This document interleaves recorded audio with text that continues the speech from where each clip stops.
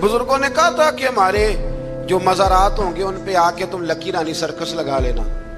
कहा किसी बुजुर्ग ने वहां आके मेले ठेले करना।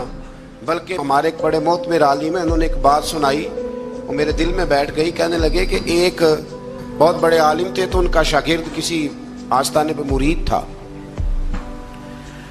तो वो जब जाने लगा ना उर्स पे हाजिरी देने के लिए, तो वो उस्ताद साहब कहने लगे, बेटे वहाँ गैर शरई हरकतें होती हैं, तुमने क्या जाना है बुजुर्गों के दरबार पे, तुम रह नहीं दो, ना जाओ।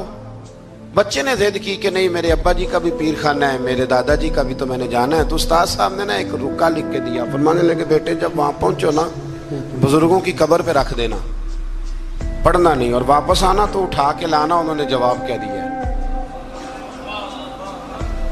वो नौजवान कहता है कि मैं ना वो रुका लेके गया, अभी मैं रास्ते में ही था कि एक बाबा जी ना बड़े नौरानी चेहरे वाले दरख्त के नीचे बैठे हुए थे।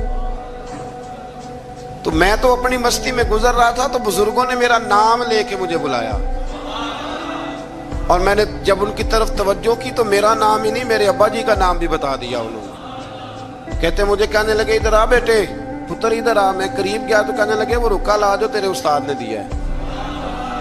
कहते मैं रोब इतना तारी हुआ कि मैं बोल ही कोई ना सका, रुका मैंने बाबा जी को दे दिया। कहने लगे, पुत्र उर्स पे जा, फारग होके ना वापस जाना, तो रुका मुझसे ले जाना। कहते हैं मुझे पे और रोब तारी हुआ, उर्स क्या देखना था, मैं तो परेशानी में ही रहा। वापस आया तो बाबा जी थे, मैंने वो रुका लिया, तो जाके मैंने रुका उस्ताद जी को दिया। जब मेरे मुफ्ती साहब ने वो रुका पढ़ा तो उन पर इतना सहर तारी हुआ कि बेहोश ही हो गए। कुछ देर के बाद होश आया। नॉर्मल लाइफ में जब वो आए, आम रूटीन की ज़िंदगी में, तो मैंने उनसे कहा कि हज़रत साहब मैं बड़ा दयानतदार शागिर्द हूँ, मैंने जाती दफ़ा भी नहीं पढ़ा कि आपने क्या लिखा है, और जो जवाब आया वो भी नहीं पढ़ा, लेकिन आपका बेहोश होना, बुजुर्गों का मिलना मेरी समझ में नहीं आता, कुछ समझा दें। तो कहते हैं कि वो उस्ताद मुझसे कहने लगे कि बेटा वो जो बुजुर्ग तुझे मिले थे ना, वो दरअसल वही थे जिनके तो उर्स पे गया था। तो वो रुका उन्होंने इसलिए ले लिया। मैंने रुके पे लिखा था कि बाबा जी अगर आप इतने ही ताकत वाले हैं तो ये गैर शरई हरकतें होती हैं, तो आप रोकते क्यों नहीं।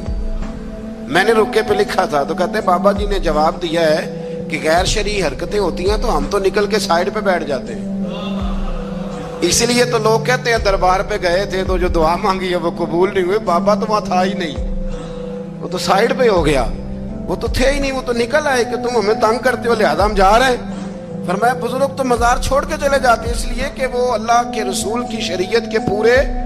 और कहते हैं आप बेहोश क्यों हुए। तो कहने लगे बेहोश इसलिए हुआ था कि बाबा जी कहने लगे, मौलाना हम पे एतराज ना करो, जब तक हम जमीन के ऊपर थे मना करने की ड्यूटी हमारी थी, अब हमारी ड्यूटी नहीं, अब तुम्हारी ड्यूटी है, तुम अपना काम पूरा करो।